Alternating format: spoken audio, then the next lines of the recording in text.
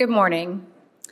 I'm pleased to introduce today's panel, Wanted Good Partners, How Are P3s Changing to Enhance Collaboration? P1 Consulting is one of Canada's most dynamic and progressive consulting firms with a strong reputation in infrastructure and real estate. To date, P1 has participated in over 75 P3 projects, either as procurement advisor, fairness advisor, or facilities management advisor. We've worked with a broad range of jurisdictions, including municipal, provincial, federal, and other government agencies. You might have noticed a theme for today's programming. We think our panel provides an excellent opportunity to expand on the issues Barry White mentioned in his keynote, as well as many of the sessions that have preceded us. Today, our panel will get to the heart of P3s, partnership. P1 has been actively engaged in promoting and maintaining partnerships in the mandates we've been involved in. During the procurement phase, we have developed and implemented scenario testing, which is a form of collaborative behavioral assessments that focus not only on behavior, but on the practical and realistic outputs produced. During the operations phase, we have facilitated partnering workshops as a mechanism to realign objectives between the contracting authority and the private sector. We understand that both sides of the table need to foster a culture of respect, flexibility, and transparency to drive innovative and workable solutions. Our panel today will probe these questions. How can collaboration be emphasized right from the beginning in partnership models? How might this change the way infrastructure deals are structured, procured, and evaluated? What procurement tools can be used to assess fit and ability to partner effectively? And what can be done over and above the contractual obligations to address issues that may arise to repair the relationship? Leading this discussion today will be moderator Lisa Mitchell, the Council's President and CEO. I think it's fair to say that at this point, Lisa needs no further introduction. So without further ado, please help me welcome Lisa, Angela Clayton, Nathalie Ethier, Colin Pierre Lafond, and Louise Panneton.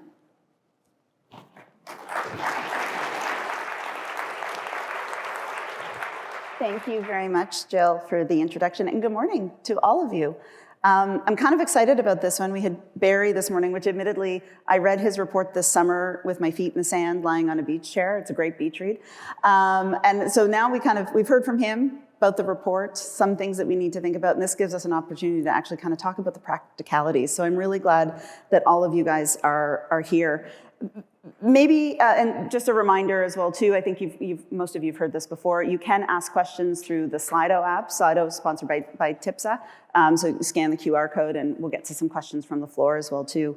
But maybe given the fact that Barry kicked off the morning, maybe we'll start there, and I'd love to hear sort of any reflections or thoughts on what you might have heard this morning from Barry. And Colin, maybe I'll start with you. I think the big thing that hit me from both his presentation and the report that they put out was the disparity between, what the public sector maybe thinks is going on in a project versus what the private sector thinks. And the second part of that is that we shouldn't take on the private side, we shouldn't take for granted if we have a good relationship with that client that everything is going okay. I think it's important that on the public sector side, we are being held accountable, and there is that dialogue going on and creative tension to get the best value for money. Lisa, I was really, when he talked about the plateau and overall reflection in terms of project performance, I thought it reminded me a lot, if we were to map out Ontario's performance, it would look very similar. So there's that plateau. We've done over 80 P3s, 68% of them on time, 94% on budget. And the unfortunate thing is there's so much focus on the ones that have gone so badly, right? Mm-hmm. That 10% that hasn't performed as expected. But I think about the specific things, the findings in the report, that the behaviors are generally good. We're focusing too much time on claims and disputes, the need to invest in contract management. And those are all things that really resonated with me and things that we're focusing on right now. Louise, how about you? I really enjoyed the comments related to the hard edge partnership, being tough on the issues and being clear about as they arise. and creating some momentum around them. You know, I think that whole discussion on don't let things percolate, resolve them, deal with them together as partnership, on a partnership basis was really music to my ears as I was listening to him. Yeah, very, very helpful. Yeah, it's very interesting to hear about behaviors and contract, like you guys mentioned. The one thing that's very important, I'm on the public side, of course, is, you know, yes, behaviors, but making sure that your team is accountable at the forefront. Like, we need to socialize the importance of having transparent, open discussions within the public sector, but also with our partners and within the consortium. Pierre, any thoughts from you?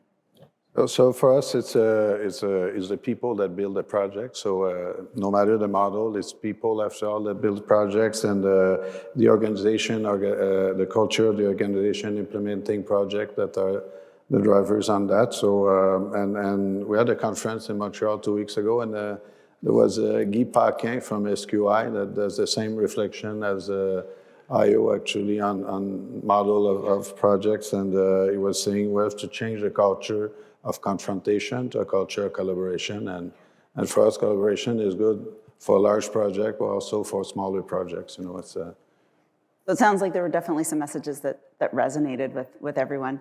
I'd ask that, you know, there are some folks that believe sort of the emergence of these new collaborative models is really a direct reflection of the lack of discussion around risk rebalance in Canada and the need to change behaviors in P3s or, you know, on the delivery of major projects. So I look to you guys. Are collaborative models trying to solve an issue in P3s that we could actually fix? Or, you know, are they doing something different? Is that sort of view or sentiment that collaborative models are fixing something, or are they fixing something else? I think maybe if I start, we talk a little bit about behaviors and collaboration.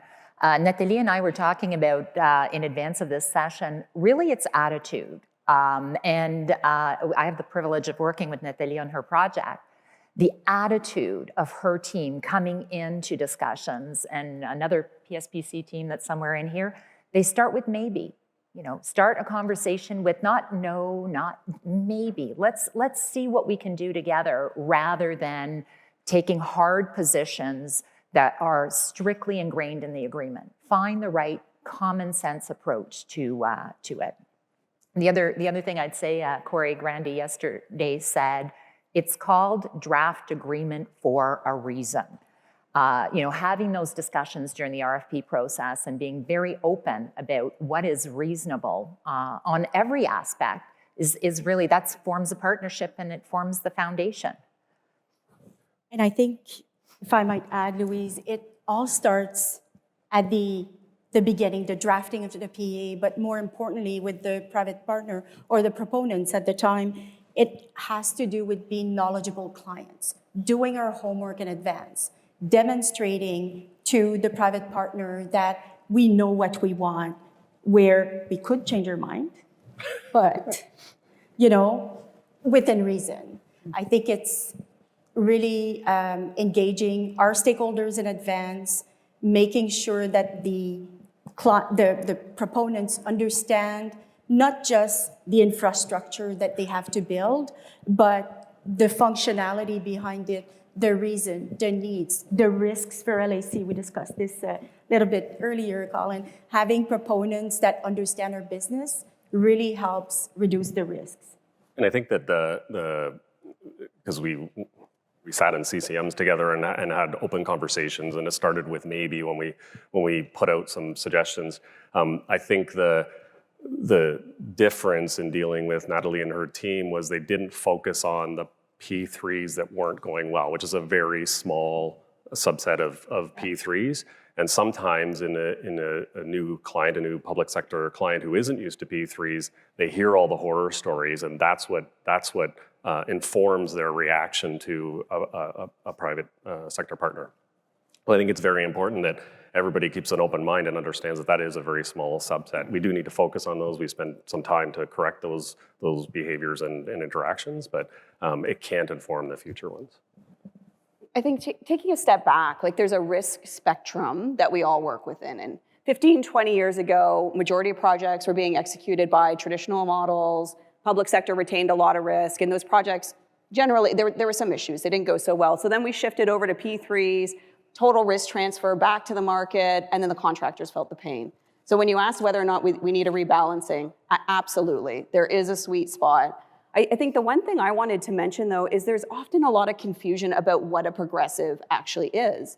A progressive isn't a different delivery model. It's actually a procurement strategy, right? So when we do progressives, we're doing progressive P3s, we're doing progressive DBs, we're doing some progressive DB target price. There's all different forms, but the progressive piece is how you get to that contract. It's the collaboration around the identification of the risks, the allocation of those risks, and the de-risking of the project so that when you sign the contract, you're not gonna have those big cost or schedule overruns that we've experienced on either side, whether that's the public sector or whether that's the private sector. So I think, we're gonna talk a lot about balance, but I think that is the key. It's a rebalancing of that risk. And that doesn't mean that the public sector takes back all the risk again. There's gotta be a use of a variety of delivery models to find that right balance. Yeah, so about risk and behavior. So my comment on risk, and when P3 started in Canada, there were very few projects and they were smaller and less complex, So P3 started with the same risk balance than the smaller project that we knew at the time, same thing. So it was lump sum fixed price, and most of the risk we think on the private parties.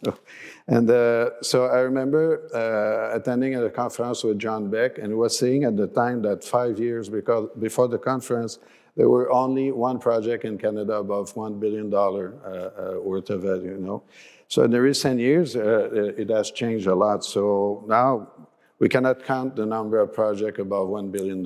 So they are larger, they're more complex, and the duration is longer too. So duration is a big factor also in projects. When you think about a multi-billion-dollar project that lasts 7 years, 7 years ago it was 2016. And in 2016, probably nobody in the room could predict what could happen between then and 2023 today. And so now we're bidding on projects that may last until 2030.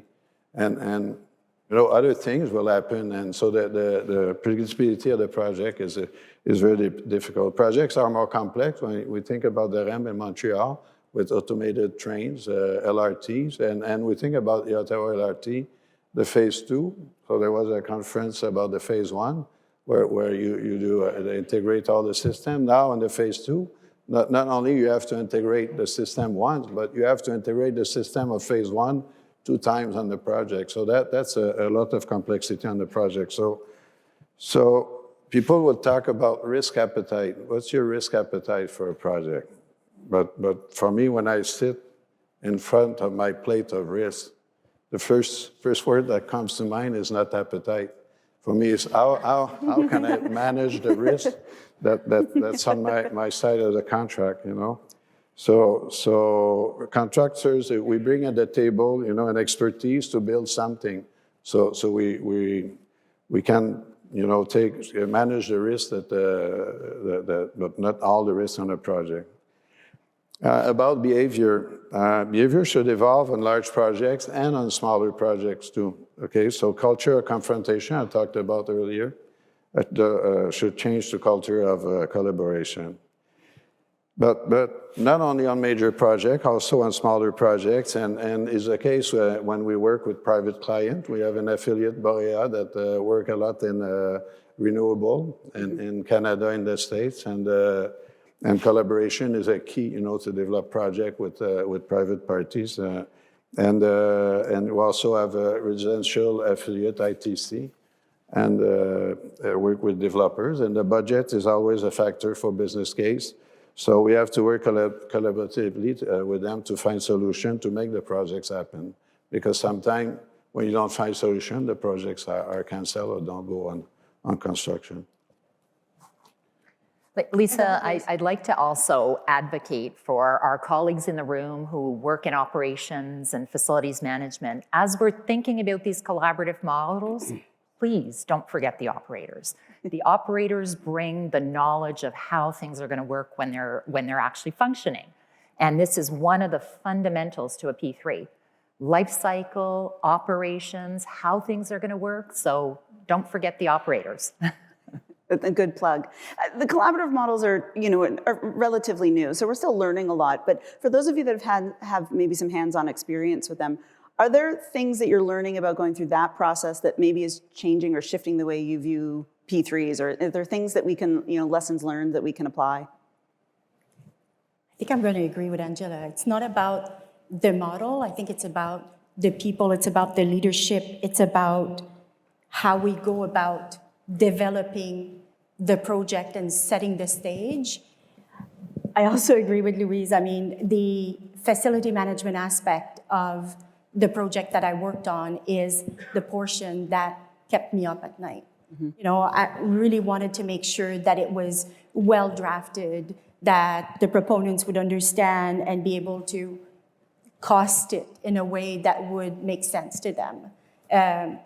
We often focus on the design, the construction aspect, but the facility management for me was even more important. Mm-hmm. And I think that's the part that on the collaborative model, at least for me, is, a 7-year construction project, a lot changes. In 30 years, the technology changes. And so in a non-collaborative model, it's having those conversations around where the risk is at year 15, 20, when technology is going to change, who's holding that and who's pricing that. And in the collaborative model, we can have an open conversation around, the cost of us holding that risk versus, the public sector. And so that I think is a big change for us on the operations side. I think we've learned a few things from the early days of Progressives. First is around how we select partners, and I think we'll talk a little bit about collaborative behavioral assessments and where and how those work. But obviously, we're selecting our partner on a very different set of criteria, so making sure that we have those criteria right, and that there's an assessment on both sides of the table, not just the private sector. Second thing is around transparency and trust. Mm-hmm. There needs to be trust on both sides, especially when you don't have competitive pricing coming in at the general contractor level. So that transparency, so that the public sector can validate the pricing that they're getting and have that open conversation. And the third piece I say is what Nathalie pointed to. You need to have an owner that really knows what they want, right? So if you're going through a collaborative design process and the owner hasn't really figured out exactly what they want, or there's scope creep that's happening, that's having an unintentional impact on the pricing that's coming in, you really need to have tight control around that as well. I would also add skill set. It is very different type of resource that is involved in collaborative type procurements or the execution of these contracts. So it's really important to have the right attitude, the right approach, and to stay the course. It's very easy for people to slip back into traditional roles and traditional ways of doing things. So, it is important if you are deciding to take this course of action to actually really engage and have a knowledgeable client and really educate the team that's there doing checks as you go along. What I will say though is P3s work. We don't have to do collaborative or invent something new for a vast majority of the projects that we're doing. So there are subsets, the very long projects, the ones with complicated risk transference. Absolutely look at that, but for some of the more traditional projects, stay the course. You don't have to reinvent something. It has to be tweaked. I agree with Angela. We need to do some things, things like small works. When it takes 18 months to get a small works project going, that is not working. So there are things that need to be adjusted, but there are a lot of things that work. Maybe just to pick up on that, Louise, we've talked behaviors, you've mentioned skill sets. So what do we think are the key ingredients in your experience to making P3s work? Is it behavioral? Is it contractual? Is it a mix of the two? Where do we fall on that side? 100% a mix. Yeah, 100%. You have to have a good contract. And interestingly, again, I'm involved in a project where we spent a lot of time understanding the design output specification, the P3s. It starts with that. What are you looking for? And then understanding ultimately how you're going to get that through the operational phase and the FMOS. So understand your contract, understand what you're really looking for, be clear for your partners as you go along. Start with maybe, because you don't know everything as you're going through that process. But you know, and I'm going to come back to attitude, the way in which you approach an issue, the way in which you engage with your partner.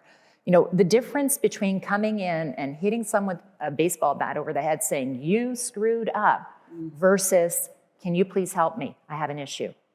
Even just saying that, you approach it completely differently. And I think we all need to be thinking about that on all sides of the table. Pierre, I think we have to set the tone at the top. You know, the organization on both sides. You know, we have consortium working on projects, so we have to make sure that the different culture of the company, part of the consortium, agree on how to collaborate and set the tone at the top. And same on the public party side, because you sometimes you have Metrolinx and IO, and then you have like consultants working in the same team. So set the tone at the top. I agree 100% with Angela about transparency and trust. And transparency is it means maybe open books, but also bring the issue on the table to find solutions together. That's important. And also, I think the right to debate. You know, collaboration is not just to say yes to everything. Is the right to debate, find a solution together, make consensus, and after that, still be able to work together after the debate, you know? And also maybe one thing is the art of listening. You know, you sit in your chair, you listen to people, not to argue with them, but to understand their point of view and work with them, so. I also think that establishing a culture, like you said a little bit about respect, professionalism, transparency. Once you have that, any issue within the contract can be solved. We also, I would love to take the credit for this, but I can't. With our private partner, what we have is like a friends meeting every Friday morning, 8 a.m., and there's another one with the FM portion every Wednesday morning, 8 a.m. This is a really high-level meeting. There's 5 of us or 4 of us, and we discuss issues before they become an issue.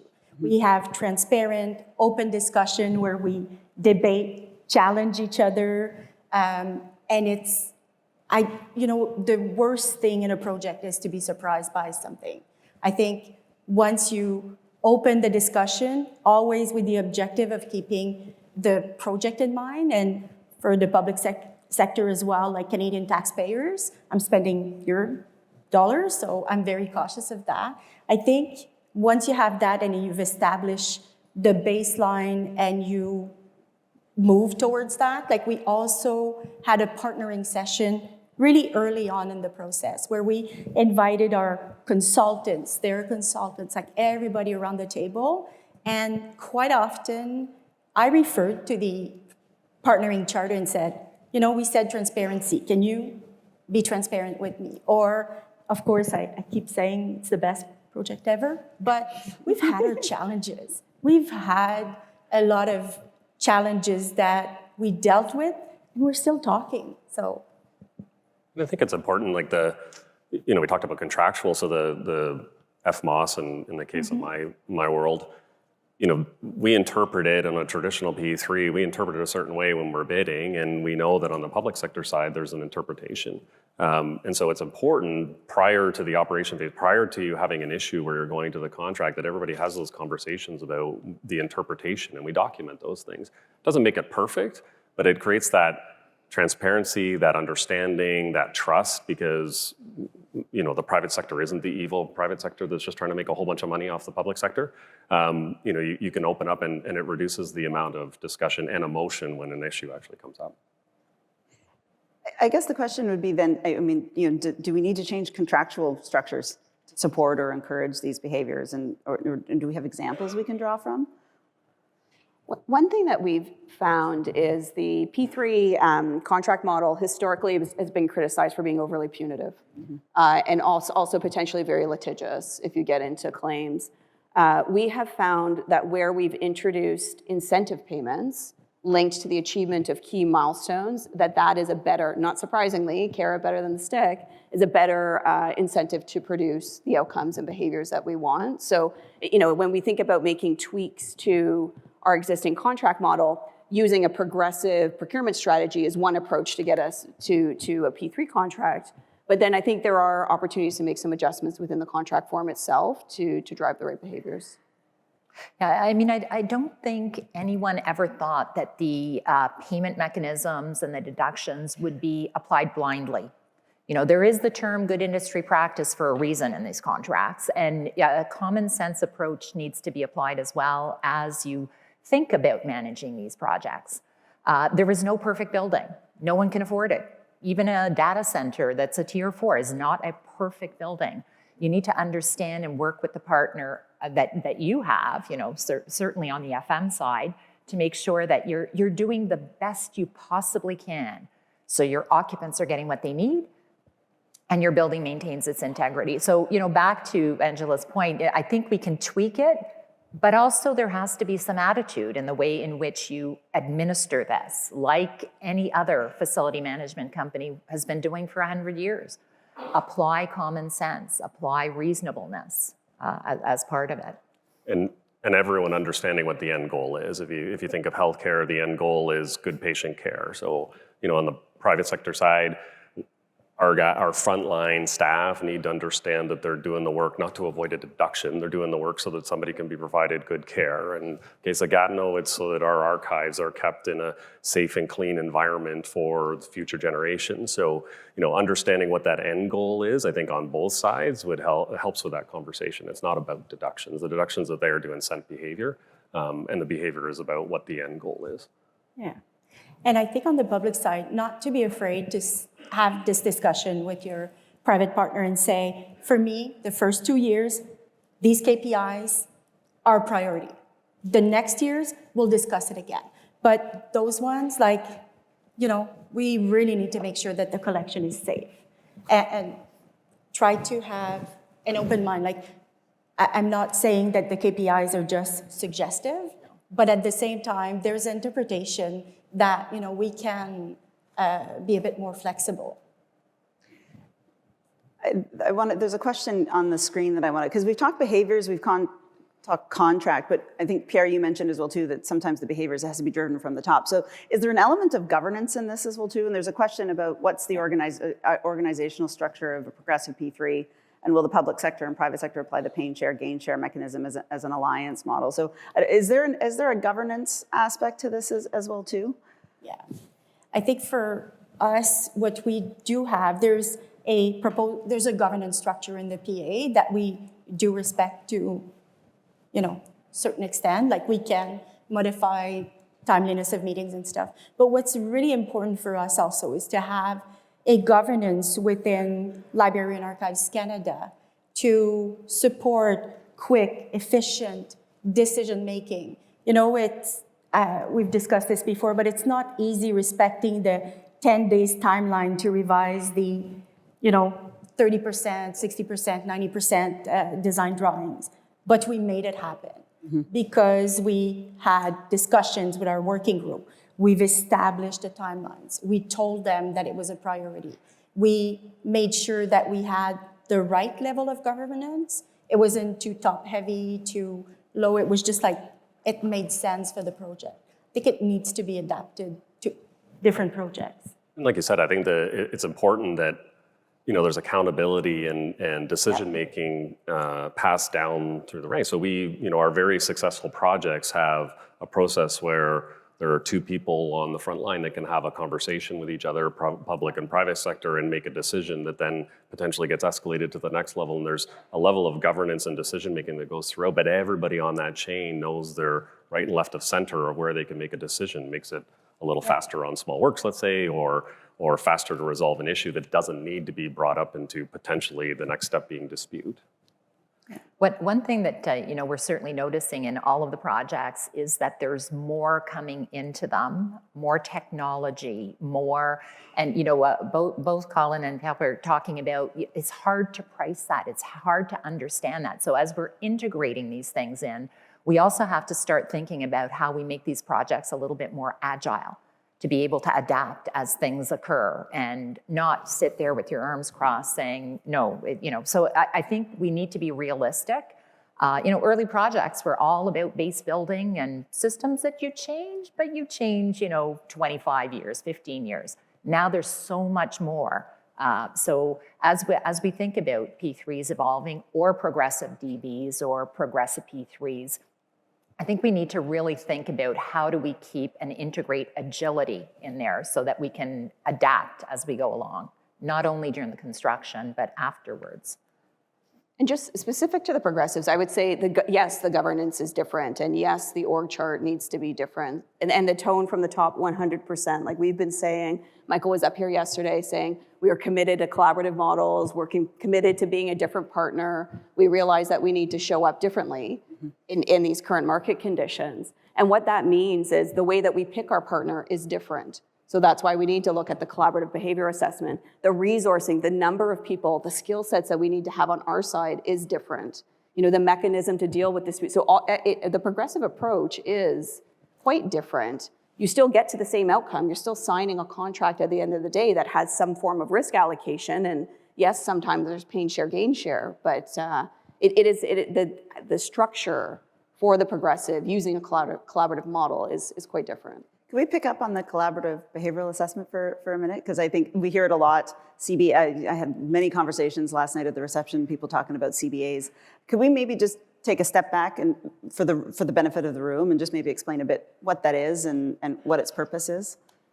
So the collaborative behavioral assessments are a mechanism that's now built into our evaluation process for progressive projects. And again, the basis for why we do that is you're selecting a partner essentially on their qualifications. The price is such a minor consideration in terms of the selection. So you want to make sure that you're selecting a partner, and there's a third-party assessment that comes into play in terms of how well they're going to be able to interact with our team. I think the most common criticism I hear about the CBA is it's one way. There's no equivalent assessment of the public sector partner to make sure that we have the right people on our side of the table. So we've heard that feedback. It is something that we're thinking about. There should probably be some equivalent type assessment to make sure, because to the earlier point, if you have somebody who's used to always beating up a contractor with a contract, that is not the behavior that we're trying to perpetuate. So how do we make sure that we have the right people there? Yeah. Keep in mind, some of the contracts that we're signing are for 30 years. It's longer than most marriage these days. So we need to make sure there's a perfect match. Well, I think that as well, Nathalie, is we 100% know the team's going to turn. We're going to see a whole new team coming in. So, one of the things that Nathalie is doing on her project and we're working on is really ensuring that, number one, you recalibrate. Every couple of years, you sit together and say, okay, is this all still working for us? Do we still have the same rules of engagement? Do we still mean the same thing when we say this? Because both organizations have changed. But also training people that come on to the contract, because very few people have deep training on the administration of a P3 contract. So engaging them and having them understand, and as they come on, they get trained. Both parties, by the way, and not separate. Yeah. Not a trainer for the owner and a training for the service provider, joint. And those types of things really work. They worked in outsourcing, they work in P3s, and back to it's about the people. Yeah. So, you really do need to think about that. Same for construction. There's turnover. When someone new comes in, invest in making sure they understand how they fit into the project. Yeah. I'm going to pick up on that because we talk a lot about sort of the project development and procurement, the capital side of project delivery. And to your point, the O&M, like their 30-year relationships, as Nathalie just said. So when do you think the partnership aspects of P3s really need to start? Do you see that there's a specific point in the process where that really kind of sets the tone for the long-term relationship? But for me, the earlier, the better. Mm-hmm. A traditional procurement mode, we're 3 teams competing on large projects, and typically we don't share our best ideas. who have limited channel of communication with the owner, like through RFIs or through specific workshop where we know that we don't want our best idea goes to the other teams, and then if the alternative is accepted, then it comes to an addenda, so it's open to everybody.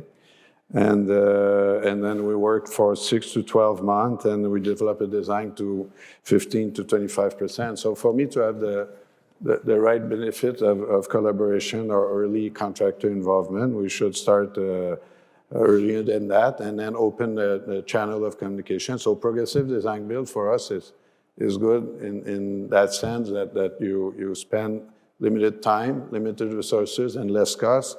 The cost of a traditional procurement is very expensive, and you have two teams that lose the project, and those resources have been working for 6 to 12 months on pursuit, not working on added value deliverables on a project, really on a project, just competing with others. And sometimes you have two teams that lose, but sometimes the project is canceled, so the 3 teams are actually spend a year with resources in this time where we have a shortage of labor, shortage of resources. So for me, going to progressive design build could bring an efficiency also to the whole industry for the procurement period, and bring the best idea, because you can open the channel of communication and bring the real idea and find solution around projects. So that's why I think it's earlier the better. I mean, we see a lot of collaboration during the RFP process, which is wonderful. And the teams really gel, like everyone's there, the FM people, on both sides. It's really fantastic to watch. The whole thing is the knowledge transfer to continue. So I'd say start at the beginning, make sure that you continue that whole approach, attitude, and commitment to the project. So that knowledge transfer as you move through each one. And I think Nathalie, it's one of the things on the projects that you've been reinforcing. Yes. And partnership is not just between the public and the private sector.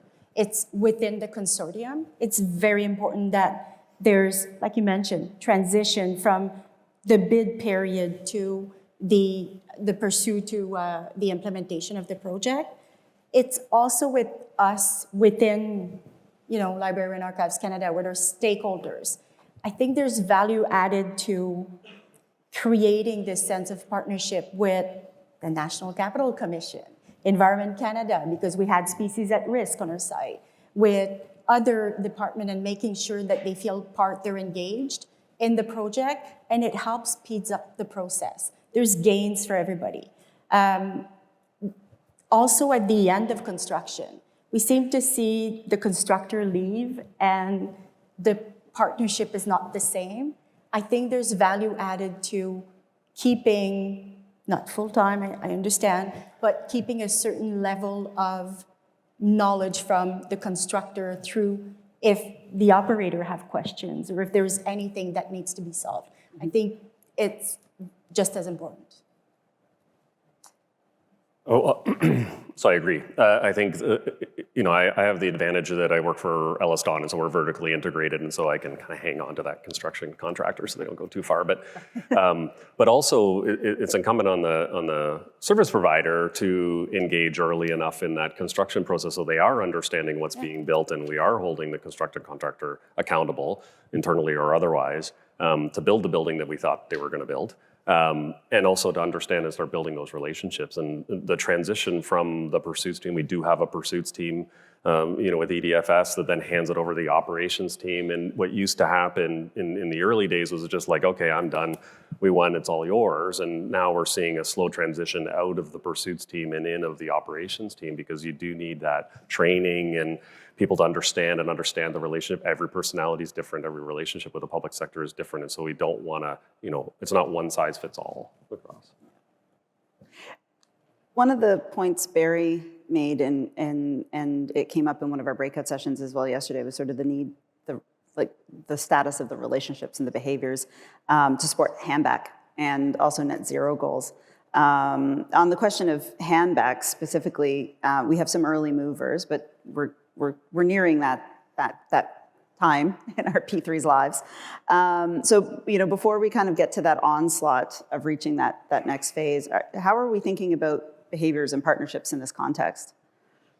Maybe I'll start by saying our contracts in Canada already integrate many of the things that he was recommending. So we already have processes by which we're doing assessments in advance. There's already, so the handback provisions in the Canadian market really jumped ahead as they were being implemented. But one of the things that I think is really, really important is having a common understanding of what we mean. When we say there's 15 years of remaining useful life, what do we mean? And that starts with the dialogue that should be happening, 7 to 10 years before as we're building. So there's no surprises. Back to Nathalie's point, no surprises for anyone. We're going to get to the end of that period and say, we're good to go. But that starts with discussions. That starts with having the right attitude as you approach this and in building in processes to document and come to an agreement on exactly that. Because I can tell you people have very different perceptions. So those rules of engagement related to what does it mean are really important in advance of that. Yeah, we thought of Handback day one when we started drafting the contract. We, even to mitigate our risk or, make sure that we were doing the right thing, we've included a joint independent inspector review every 5 years on the building. It's actually 2 buildings at a campus, but we did that just to make sure that our collection was safe, that we weren't missing out on anything, that there's also a reassure, like the private partner is also reassured because they're doing this with us. We're not working in silo, we're working together on this. I think the other thing that I would say is we need to allow for innovation and think about this also for the handback, but allowing for innovation with the private partner will help us reach net zero carbon. There's ways to do this. There's the change process that is there for a reason, but we need to be listening to what our private partner is telling us. For example, on our project, at the beginning we were asking for LEED silver. We thought when we drafted the project agreement that LEED silver was what we could reach. We worked during those friends meeting with the constructor to say, I think we could go LEED gold now. Like, could you please? And there was a lot of reluctancy to go through LEED gold, but we explained, like, we're already building this net zero carbon facility. We're already doing all the steps. We're gonna work a procurement way that's gonna mitigate your risk as well, your financial risk of not reaching LEED gold, but we made it happen. And I'm like, to the constructor, you guys look like superhero now. You were asked to do LEED silver, you're doing LEED gold. It's amazing with limited resources because we were open to listen to their risks and we mitigated them. You guys have a big portfolio of projects. Are there things you guys are thinking about? Yeah, I'd say 2 things. One is I agree with Nathalie. It really starts up front. So you'll see an increased focus from IO on building resilient, high efficiency buildings, high quality facilities that have that flexibility and agility to be able to respond to future needs. So that all is upfront, capital planning, what we're building. In terms of the handback, we have those same mechanisms that are standard within the P3 contract in terms of the 5-year review and making sure that the conditions are specified. I think, and again, back to partnerships, a lot of it comes down to the people. So if there is a strong partnership between the owner and the operator 15 years into the operation of the facility, the handback is going to be smooth, right? There's trust there. You know that they've been investing in the FM and life cycle the way they should, and you're going to get a high quality asset at the end of 30 years. On the projects where there has been a breakdown in that partnership, guaranteed those are the ones that we're going to have trouble with handback because there is no trust. There's concerns about the operation of the facility, rightly or wrongly placed. It's just there is no trust there. So it really does come back to those 2 things: relying on the people and the mechanisms of contract, but making sure you have the planning up front. Yeah. If you set the bar, like everyone was saying, that at the beginning you're talking about Handback, and every 5 years you're doing the technical review and you action the technical review. You don't just like check a box and it's done and we put it to the side and have those conversations. I think that that breeds the behavior of both sides to be open and collaborative as you reach the Handback. And we have 2 projects that are reaching, one in just under 5 years and one I think just under 8 years for Handback, and we unfortunately the early parts of those contracts, those discussions weren't happening, and so we're having them now. And the future, the technology has changed. Even the plant systems, we're talking about expansions of buildings, so you don't just want to change out major pieces of equipment when you can do something slightly different, so save costs for an expansion or something down the road. We talk a lot about sort of adapting, evolving the model. There's actually a question from the audience on comparing early P3s to how the process, market, and participants have matured. What are the key differences in the process and interactions then and now? So have we already have we started to see a shift? Go ahead. I would say the market is completely different, right? So 10 years ago, majority of our projects were being delivered using the P3 model. There was a strong market that was responding. There was a high degree of competition. We talked about that risk pendulum. The risk pendulum has shifted. The market's not willing to take those risks anymore. And so for P3s over a certain size and for certain asset classes, there is no market anymore. That the market is just not willing to take that risk. So we're constantly, what we're solving for most times is strong market participation. What's the right model? What's the right procurement strategy? What's the right timing to put projects out to make sure that we get that strong competitive response? And so you'll see when the updated pipeline comes out on December 5th, there's going to be projects that have moved out a little bit to accommodate for market capacity. There's going to be signals of changes in market, in models in order to respond to the market. So I think for us, the biggest change is not the contract itself. It really is just the market and their ability and willingness to respond. We do see as well, though, we used to talk about commercially confidential meetings, let's say 15, 16 years ago, and it really meant I'm not going to say anything, and I'm just going to sit in a room with you. That's changed completely. And that, it's by virtue of organizations like Infrastructure Ontario and others who are really pushing, bilateral, true discussions during the RFP process. So I think that's a big evolution on P3s over the last number of years, and it's been very beneficial. It definitely is a win-win. I think as well as Pierre was mentioning, the size of the projects right now are just so massive compared to what they were. They used to be $250 million of construction. They're billion-dollar projects now. So it adds complexity. It really reduces the number of players that can actually do it. So I think we've got to be conscious of that. And I know, Angela, you at IO are looking at, ultimately deaggregating some of your projects, the really big ones, to be able to make them more realistic and achievable. But that's a big shift from my perspective. Yeah, we talked about skill set, for collaboration, but there are also skill set for magnitude, True. It's not the same people that can work like on a 100 million project and a $3 billion project. It's another level of management and of a structure in projects. So it's very different. Yeah. We have just a few minutes left, and there are other questions, so I'm sure that you might get stopped by folks in the room before you leave. But I mean, I think what's great about today, and as Jill mentioned in her opening remarks, a bit of a theme. I think what we're learning is that there really is a desire and a willingness among industry to find solutions to some of the challenges that we're having. And I guess to each of you, and maybe I'll start with you, Louise. In the end, we can go down the row, but. As industry leaders, what do you hope people take away from this discussion?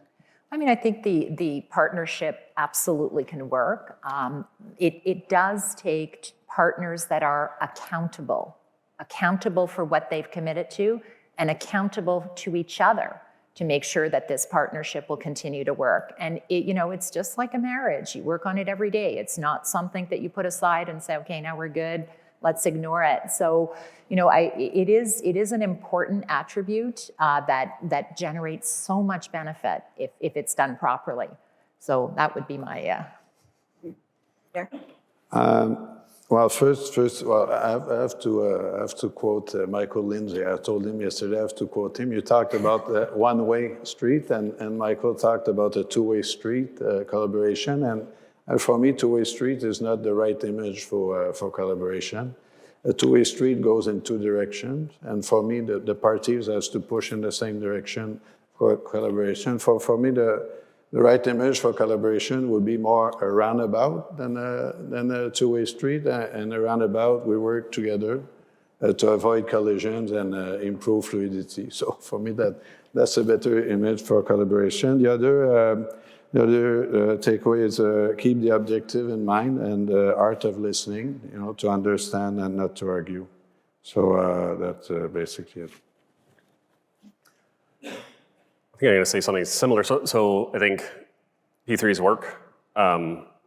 They're great value for money. Obviously, I'm operations and maintenance. I enjoy the ring fencing of the maintenance. I know that the facilities we take care of in 30 years are going to look very similar to day one, which is fantastic. Collaboration is super important, and it's work. It requires resources. It requires effort on both sides. It's not just something you let go. If a contract it becomes complacent, then it's not working, right? You need to put the effort in. I think for me, for my public sector colleagues, one thing, be knowledgeable clients. That's extremely important. It will help reduce the risk and will have an impact on financing or financial costs as well. I would also say that you need to lead by example. You need to set the tone. You need to make sure the team that you've engaged in this project are following you, and celebrate small and larger milestones with your partner. I think that goes a long way. I would say that our commitment to being a good partner is genuine. And we have been on receive from the market in terms of different ways that we can bring our projects to the market in a way that's going to find that balance and meet everybody's needs. And hopefully you're hearing that message consistently, and the door is always open for that feedback. I think it's not lost on us that we're not going to be able to deliver $185 billion worth of infrastructure over the next 10 years if we don't have strong partners. So we do appreciate the market and everybody's engagement with us as we continue to try to evolve and respond to the current market conditions. Well, thank you to each of you for taking the time this morning. Really appreciate it.